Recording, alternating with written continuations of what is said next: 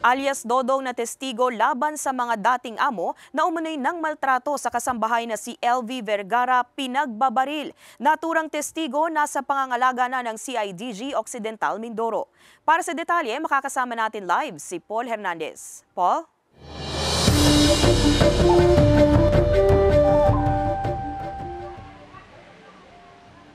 Ivy, tiniyak ng mga otoridad na nasa safe house itong testigo na si alias Dodong. Natakot at nangamba naman itong si Nanay LV sa pinagdaanan ng dating niyang kasamahan sa trabaho. Gabi nitong Martes nang pasukin ng hindi pa nakikilalang lalaking umano'y nakabonet ang tinutuluyang bahay ni alias Dodong sa Paluan Occidental, Mindoro. Dumiretso raw ito sa kwarto at saka siya pinagbabaril pero mabilis na nakatakas. Pumasok, tinadyakan daw yung pintuan habang siya is nanonood ng TV.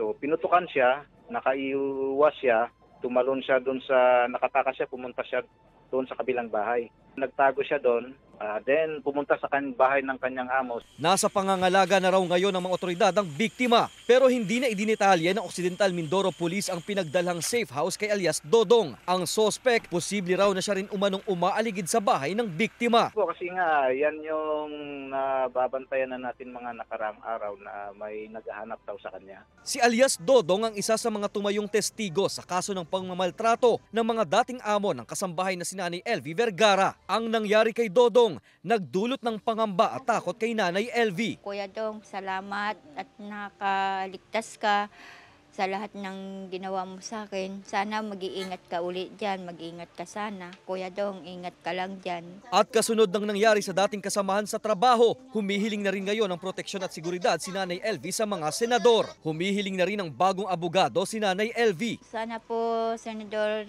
Tolentino, sana po bigyan niyo ako ng bagong abogado dahil po ang sabi ng attorney ko, magbibitiw na daw po siya. Hinihiling ko kay Senador Tolentino at kay Jinggoy na bigyan ako ng bagong abogado. Wala pang tugon sa GMA Regional TV, Balitang Southern Tagalog, nang hinga ng pahayag si Senator Francis Tolentino tungkol dito. Chairperson ng Justice and Human Rights Committee si Senator Francis Tolentino. Ivy, samantala sa isang post sa social media ni Senator Francis Tolentino, nangamba rin siya sa sinapit itong testigong ito at gagawa raw sila ng hakbang para maproteksyonan ito. Ivy. Maraming salamat, Paul Hernandez.